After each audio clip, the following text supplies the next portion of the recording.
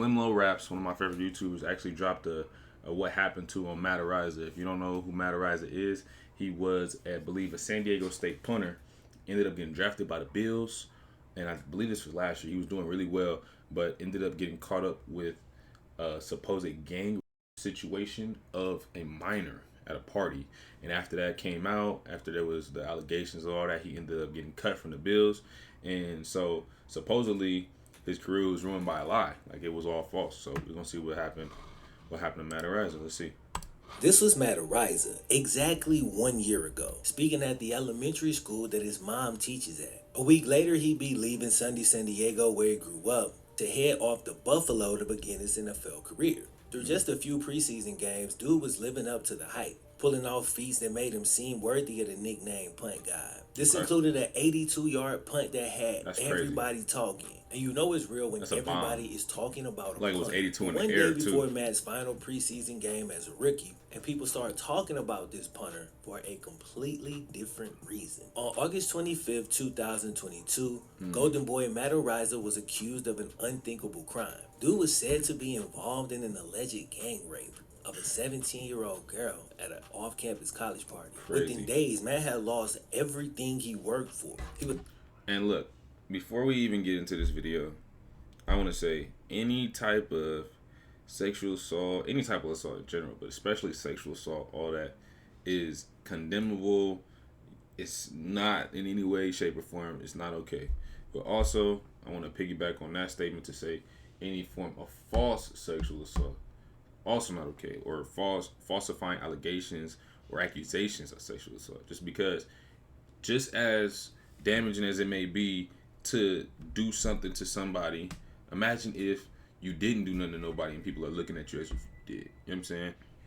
was cut by the team that drafted him before he even played a real game. How could a guy who spoke about hope have hurt somebody so badly? In that moment, the sports world collectively decided that Matt Araiza was a scumbag, the absolute worst type of person, a criminal, a monster. But then the case had a chance to play itself out. The facts have risen to the surface, and apparently, Matt Araiza left the party hours before the incident with the alleged victim even took place. Somehow his name So got he wasn't attached even to a there. crime that he actually had nothing to do with. We've seen this same story play out with athletes too many times. False accusations is all it takes to ruin these guys' lives. For He many, wasn't it's even taken there, years bro. to clear their names, and by then, their opportunity for a career in sports has already passed. While Matt is young and should still be able to continue his career, the stain of these accusations never really go away. Even years and years after you've been cleared of wrongdoing, most people only remember the first information they heard. Let's get this straight, man. Anybody who would assault any woman the way these guys were accused of is a literal piece of shit.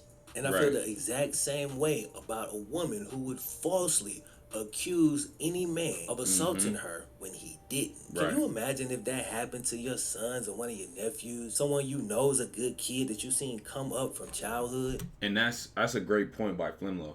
This is the thing I think that women miss, or people that's just like feminists or whatever. Y'all miss this point. You know what I'm saying? Yeah, I understand the idea of somebody getting away with an assault, getting off, whatever, be found not guilty when they actually did do it. That's horrible. It should never happen.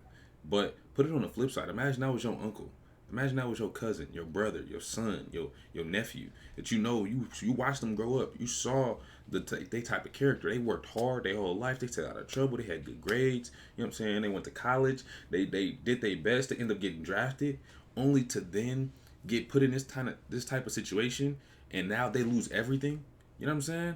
And that's the thing as a man, is that, like he said, the stain stays on you regardless of if you was guilty or not. A lot of times, Sean Oakman, there's been plenty of cases where dudes was found not guilty after the fact, but because time had went by, they lost their window, they lost their opportunity, they never got to play. Matt is lucky because this was just last year that this whole situation happened, and the truth is starting to come out now.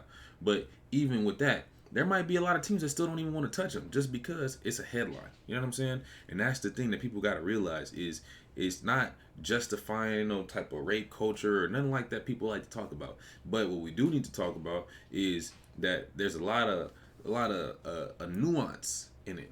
And we can't sit here and just paint this issue black and white, because it's not. Then he loses everything. And I ain't just talking about material. I'm talking about reputation, respect, That's real. Right. Losing everything based solely on a lie, there's gotta be repercussions for these false accusations. A misunderstanding is one thing, but when you blatantly make something up that takes so much from a person, how do you not go to prison? So today I'm gonna tell you the story of what happened at the party Matt Araiza attended with the alleged victim. A Yahoo Sports article summarized the 200 plus page transcript that details almost a year-long investigation. Dual investigations was done by police and prosecutors, and they included more than 35 witness interviews. It's important to note that some of these interviews came from the victim's friends, who were also with her at the party that night. And the investigators got information from multiple sources, and they even have video of the alleged incident. So we should know what's going on. What happened at that party, based on the evidence found by the district attorney. If you want to read the full article, of course, the link will be in the description. This is what happened to Matt Araiza. According to witnesses, the alleged victim arrived at the party that night by sneaking in through the back gate and basically letting themselves in. One reason they may have snuck in was because the girls were underage. The alleged victim at the time was only 17 years old.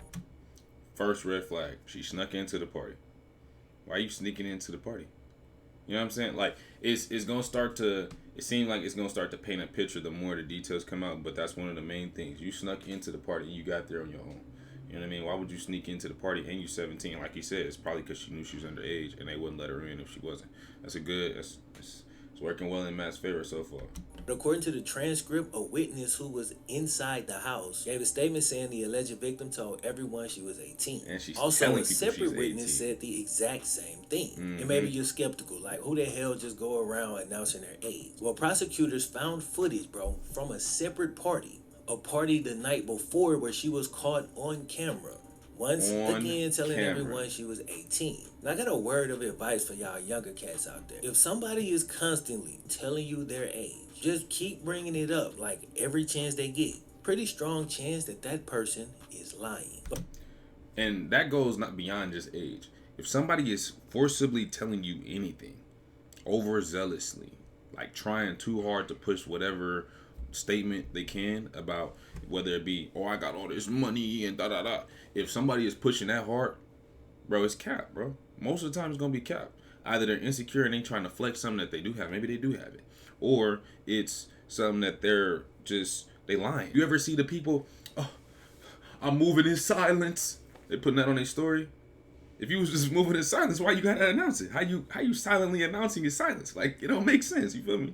But beyond that, the point is, her and her friends let themselves in, and the alleged victim lied to everyone and said that she was of legal age. From this point on, and it happens real fast, the story turns into one of them stories I hate when I have to tell. Now, the civil lawsuit filed by the alleged victim says, shortly after she got to the house, she was, quote, lured away from her friends and led away by Matt Araiza to the side of the house, where she was then allegedly forced to perform oral sex against her will. Matt claims he never led the girl anywhere, and he was actually outside urinating in the bushes. Not the most flattering description of things to say that you was doing, but it does make sense at a house party where there's more people than there are bathrooms. A witness said shortly after the alleged victim, and I'm gonna just call her AV for the duration of this video, but shortly after AV arrived at the party, the witness said she left her friends and then returned a short while later. When she came back, she told her friends she just had sex. And according to the witnesses, which includes her friends, she didn't look unhappy and seemed to be having fun, and talked as if the encounter outside the house with Matt was completely consensual. If you lying about your age and you close to the age to where you probably look some type of way, you know what I'm saying? Hey, he might be able to beat the case. You feel me? It changes contextually everything that happened and how everybody perceived what's going on. The headline was, Bills punter involved in gang rape of a 17-year-old. This paints a completely different picture, and that's the thing. You know what I mean? But just, hey, bro, just keep it in your pants, bro, because it's scary out here. You gotta check the ID, and people get fake IDs all the time. They had them when I was in high school, so really you never really know unless, you know what I'm saying? So just man, it's dangerous out here. It's dangerous. So do I believe this girl just showed up at the party, found the first dude outside, then bragged about it to her friends? See, I struggled to believe that until I read this next part, which kind of shows what type of time she was on that night. Witness testimony says that your girl AV was approaching men at the party saying, I quote, I want you to expletive me. And if you don't expletive me, you're an expletive. Pretty aggressive tactics, man, according to the witnesses. So she was going around the party saying, I want you to F me, and if you don't F me, you're a B. That's just what I'm injecting in there. That's what it sounds like. The F part, but either a B or H or, you know what I'm saying? But that's the thing, bro.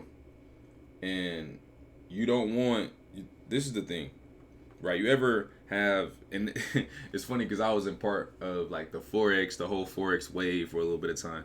And this is one of the biggest red flags when I look back on it, is they try to get every single person they can to sign up. Right? They thirsty for it. They fiend for it. And it's because that's how they get paid. You know what I'm saying? The majority of their pay comes from commissions or based off of them being able to sign people up, not them actually trading. Some people trade hard, not everybody. The point I'm trying to make is if they are pushing and trying super hard and they just trying to give anybody an opportunity, give anybody a shot, it probably ain't something you want that much. You know what I'm saying? She's walking around a party, a San Diego State party, mind you. San Diego State is a party school. So you're walking around a party at San Diego State. Hey, you want to F me or you a B? Sounds like basically every dude she saw. Is that really something that you would be proud of? Even if you say you're not going to go the route of, you know what I'm saying, following God. But is that really something that you think is a good idea to do? You know what I'm saying? Like, let's be real. So you start to get a different image of who AV really is. According to these findings, man, she's damn near bullying dudes into dealing with her, and it sounds like she wasn't shy about it. You gotta be smart out here. Sometimes when a girl is too aggressive, they trying that hard to give it away. Like, do you really want it? So the story that originally circulated about this ordeal was that right after the Matt and AV encounter outside, that Matt immediately leads AV into the house, into a bedroom where several other guys joined. Matt and the other guys were accused of assaulting her, and the story that accompanied the accusations was convincing. But the investigation uncovered some very different details that for me drastically changed the way I was looking at Matt. Because as we've already discussed, man, after her encounter with Matt, she's not led into a bedroom. She returned to her friends and seemed happy about the encounter. So we go back a little bit. She had said that her piercings was ripped out, horror abuse left her neck and arms bruised, all this. She said after, so supposedly when he peed outside, right? This sounds like that's where he must have been peeing, and this is just conjecture. He's peeing outside, and he already got his thing out, and she walking around trying to get anybody. So he let her give him something, right? And what she said is after whatever encounter they had outside is that he then lures her inside to some basement or some type of room, and then the whole team come through and just do their thing, right? But right here, the witnesses said, everybody that was at the party, that after she supposedly had that same interaction with Matt, is that she went back to them and was happy. So not only, and this is not to say that you can't hide, like a woman can't be assaulted and then hide and pretend like everything is cool just for the sake of she's scared or something like that. I make room for that possibility. But this is a completely different story. She said that after this encounter, she went and was lured into being abused by multiple men. But the witnesses say after this exact same encounter that she went back to them. Two different stories. And your friends got no reason to lie on you to act like you wasn't assaulted if you really was. If anything, they should be lying for you. So it's crazy. Man, she's not led into a bedroom. She returned to her friends and seemed happy about the encounter. So then a short time later, she leaves her friend group again and then came back with reports that she had sex with another dude. Her friends once again described her after that encounter, saying, quote, she seemed happy and it seemed consensual. So at this point, she's had 2 encounters, with Matt being the first. Returned to her friends after both and seemed happy about the encounters. They continue to party at this point, and her friends say she didn't even seem intoxicated at this point in the party. This is important because there was 2 big things held against Matt in the beginning. As AV's lawyer pushed for statutory because his client was underage, and he also said that she was too intoxicated to give consent. Well, already up to this point, we found out that she lied about her age, which is so prevalent throughout the article because it's really important to the case. I learned a lot of this stuff through Title IX. We had when I was in college, playing ball, they sat us down and they would go over Title IX. Basically the whole section about sex and all these different things like allegations, assault, whatever, anything encompassing like your conduct as an athlete is all pretty much in Title IX. So they was going over Title IX and they was breaking it down to us to the details, because we was at a major Division I Power 5 school. Stuff like this happens. You know what I'm saying? One of my former teammates even got caught up in a situation where, he got accused of something, and I don't know how that even ended up panning out, but it's real. This stuff happens. You know what I mean? So you gotta really educate yourself. For anybody coming up, whether you're in high school, middle school, you want to go pro, you want to go to college, anything like that, you gotta educate yourself on this stuff. And even if you don't want to play sports, just as a man, you need to know these things, because it can get shaky, bro. It can get real scary, and you know what I'm saying? You don't know how it's gonna pan out. You need to understand your rights, and you need to understand how the law works, how the law is worded. Because that's why oftentimes a lot of dudes end up getting stuck in situations where they didn't do it and they get exonerated years later, but because of how the details came out at the time, maybe they took a deal trying to get lesser time because they were scared. Whatever it is, bro, know your rights, bro, because it can save your life one day, bro. If you're at a nightclub in San Diego, you could have a reasonable understanding that maybe everyone's over 21, right? Because they're supposed to be carded to get in. Obviously, we know that's not perfect, but you can understand the thing. So you have to prove both of those things. It was determined that Matt left the party around 12:30 a.m. As far as we know publicly, this is due to other witnesses. But Matt's attorney also requested they track Matt's cell phone for additional proof that his client had left the party. So if he was still there, that's a very bold strategy for his side to tell the courts that they can go ahead and track his phone. A person with something to hide wouldn't typically do this, which is another thing I read in this article that made me think Matt's telling the truth. So hold on. So Matt leaves, allegedly, based on witness testimony, Matt leaves the party at 12:30. And about a half hour after, at 12:55, she supposedly has another encounter. This incident occurred on the living room sofa with one of the football players who was also named in the civil lawsuit. Parts of this encounter were filmed on a cell phone.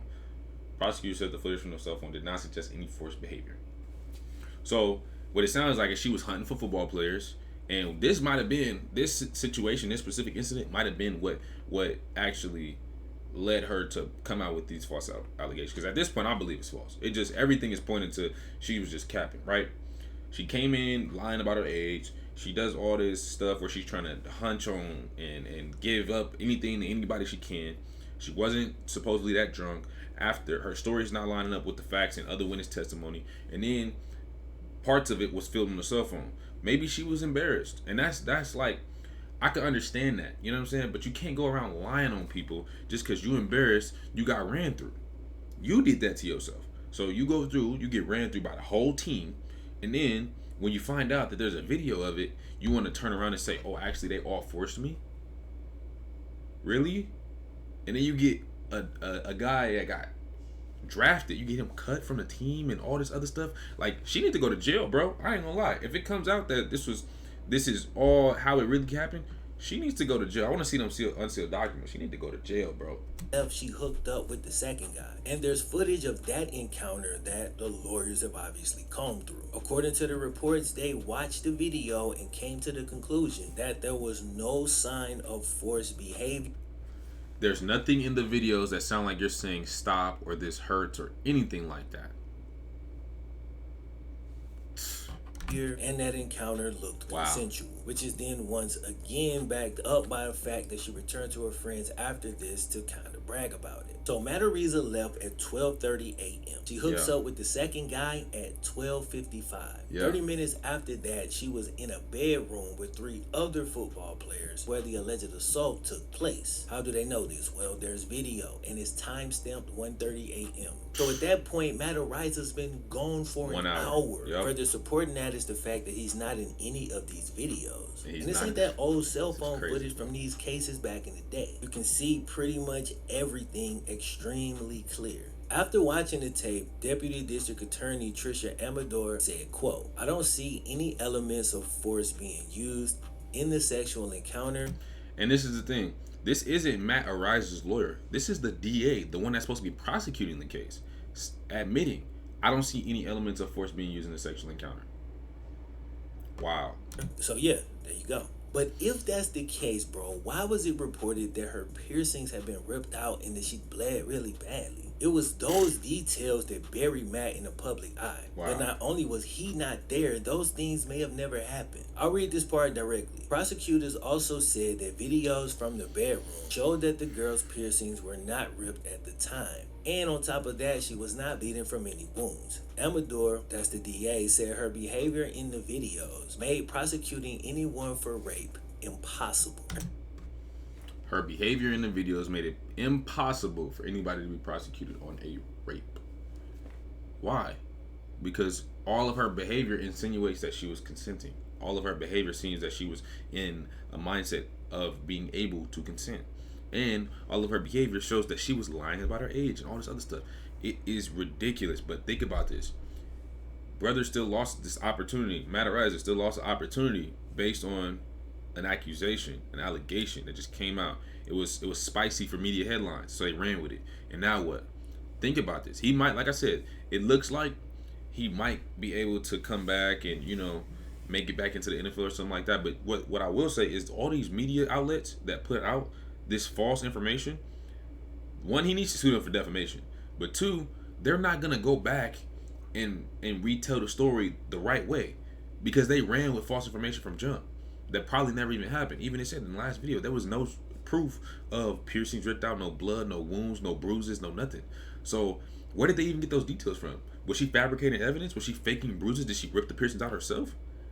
I'm telling you, bro, she needs to go to jail, bro. I don't care. Her behavior in the videos made prosecuting anyone for rape completely impossible according to the DA. That's a powerful statement because it suggests that she was doing everything she wanted to do in these videos and turned around and lied about it. And this is completely speculation, but I'm wondering if after the fact she did that damage to herself in an attempt to frame these dudes. I don't want to speak out of turn, but based on the information we have, that's the most plausible doing it intentionally, that going in really and then trying to set them up so is if crazy. all of this is true, man, it flips the entire story. The only dangerous person in this version is the alleged victim. Bro, according to this, she snuck into the party, lied about her age. Then she aggressively pursued several football players and engaged in sexual acts with different partners at different times. She even returned to her friends between the first two encounters and didn't ask them to leave or show any signs of being upset. I think it's possible for a young girl to find herself in one of those situations and want to keep it to herself if she doesn't have real bonds in that friend group. But to continue to go out of her way to attract more guys, that original story that came out is seeming more and more like fiction.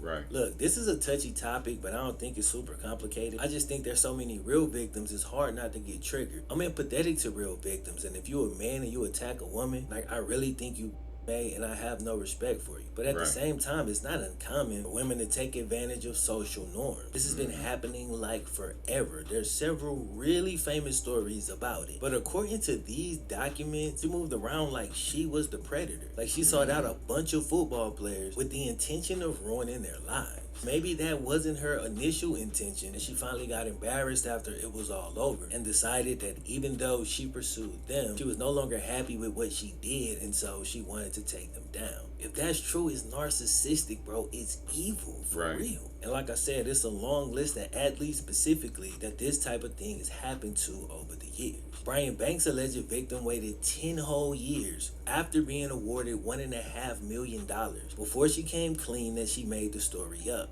And even then, she refused to tell the truth in court. Dude had to use a hidden camera just to get the truth out. But because she didn't consent to him recording that conversation, this cold hard proof is not permissible in court. She ruined his life on a whim, then admitted she set him up. Despite that, she still refused to help him clear his name. Sean Oakman is another one. Another life ruined, stolen by a lie right before he got drafted. Bro, this man never made it back to the NFL. It took so long to clear his name, he lost all of his prime years. And the one. And that's the thing, bro. And that's why I say Matt Araiza is very lucky in this situation.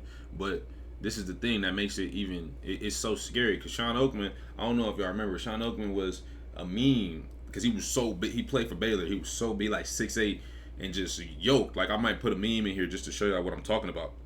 But Sean Oakman was, I think he was supposed to be like a top 10 pick or something like that. And then right before the draft come out, these sexual assault allegations. And then the thing is, the court process, the court proceedings took so long. It took like I think of 4 to 5 years. I remember reading about this story.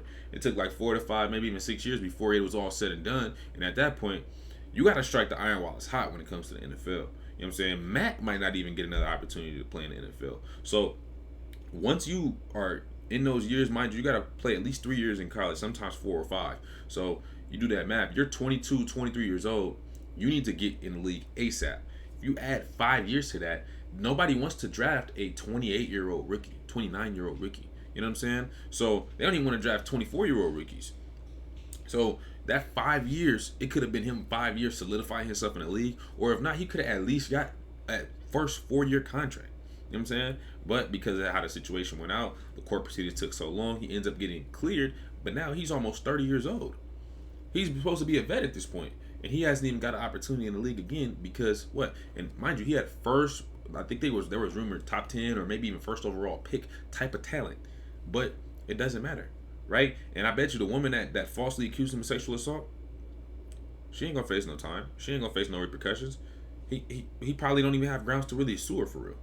Because the system's broken. Woman who lied on him just walked away scot-free. How Scot-free. the hell Yep, is that justice at all? I really hate dudes who try to attack all women because some women do this type of scandalous stuff. Yeah. But I also hate the people who try to pretend that women can somehow Like do it doesn't no happen. wrong. Right. Like neither side makes any sense. Like women are people. Men are people. There's black people. There's white people. Some people do good things. Other people do bad things. And regardless to which category of person you are, you're capable of both. And this used to be obvious. You get 180 days in jail for filing a false police report. But wasting years of city resources on a fake case, perfectly fine. And afterwards, you walk away. Not only do you walk away, but you still go to civil court. So when you walk away, you do so with a lot more money than what you came with. It's a really broken system that I have no idea how to fix. Because whatever the law is, people are just trying to manipulate it into their favor. Rape's a hard thing to prove, so proving somebody lied about it is probably even harder. And the last thing I'd ever want is a woman who was actually assaulted for real, being unable to prove it and then prosecuted for lying. Yeah. But with that said, in a case like this where there's tons of witnesses and video evidence that shows a lot of what she said is not true, there's got to be repercussions. Like, this cannot continue. And if y'all got some good, well thought out solutions, man, drop those in the comment section. Good, well thought out solutions. Let's really think about this. Like, how is it possible that we can get to a point where we can actually have a solution for this type of situation? Because that's the hardest part about it. Kind of like you said, it's hard to prove a sexual assault occurred. It's probably even harder to prove it didn't occur, just because of the sensitivity on the topic. And it's frustrating because there are situations like this where it's clear and obvious that, oh, so and so lied, so and so set this person up, or this or that. But then there's other situations where it's not so clear, right? Where it's a lot of gray area, and it's hard to navigate a gray area when you're talking about writing a law, because the law is black and white, not gray, right? So it's tough. It's tough. But one thing I do think is there needs to be some sort of barometer for like accusations, right? Because there's also situations where maybe a woman did get assaulted, but based on the evidence, based on whatever happened, the man can get away, right? So we don't want situations like that to be the man can sue that woman, and then because there has to be enough probable cause, right? We don't want it to be a situation like that where the man can sue that woman and then now she's financially liable to pay whatever just because she didn't win her case. But we also don't want a situation where Matt Araiza, as a punter, lost his opportunity in the NFL because some woman just lied on his name, and it's clear and obvious she lied on his name, and now he's out of his opportunities in the NFL. He should be able to, like I said, sue her for false accusations, and then sue those media outlets for defamation, right? So there has to be some sort of way to achieve that, and I think it's just based on the evidence of the particular case. That case in particular, like I said with Matt Araiza, is all this evidence is lining up to be like, it's with. I mean, I don't really have much reasonable doubt to think that she was lying about it, right? So I think that is a case where she should be able to prosecute, and it should be something that should, obviously you submit it to a judge, you request for, and based on the evidence, if the judge can say that she lied with some sort of malignity behind it to actually try to do something bad to people, then hey, you should, you know what I mean? That should be a part of the law. And this is the biggest thing. I think on both sides, all this proves is that people need to not be just humping on everybody. You know what I'm saying? If she wasn't walking around this party talking about if you don't hump me, then you a B, then she probably wouldn't have put herself in this situation. No, she literally wouldn't have put herself in this situation. And if those football players wasn't out just being horn dogs trying to knock down easy one, you know what I'm saying? Tag teaming her and stuff. One, that's just nasty. That's just nasty. You know what I'm saying? Y'all could have caught HIV, all type of stuff. You could have got all type of stuff. Could have got this little girl pregnant, whatever. You know what I'm saying? So it's already not a good idea. But on top of that, like, it's if you don't engage with that type of situation. Imagine if she's walking around the whole party. Based on the story, it sounded like there was like 5 or 6 that took her up on that offer, right? I imagine if she's walking around this whole party, there had to be at least a couple dudes in there with some sense that said no, or maybe they just didn't even find her attractive, whatever. You know what I'm saying? So they just were like, nah, I'm cool. You know what I'm saying? How many of those dudes saved themselves from a headache? How many other San Diego State guys that might be going to the league or might have, you know what I'm saying, some type of career ahead of them that just completely dodged the bullet just because they was like, no. You know what I'm saying? And it's crazy, bro. So it's a tough situation to try to handle, to try to figure out, whatever. But if you have some type of solution that you think would work, that would be profitable, that would be practical, drop it in the comments. I want to hear. I want to read the comments to see, what do you think? How do you think we should solve this issue? How do you think we could legislate it and whatever, to where it actually is fair for both sides? You know what I'm saying?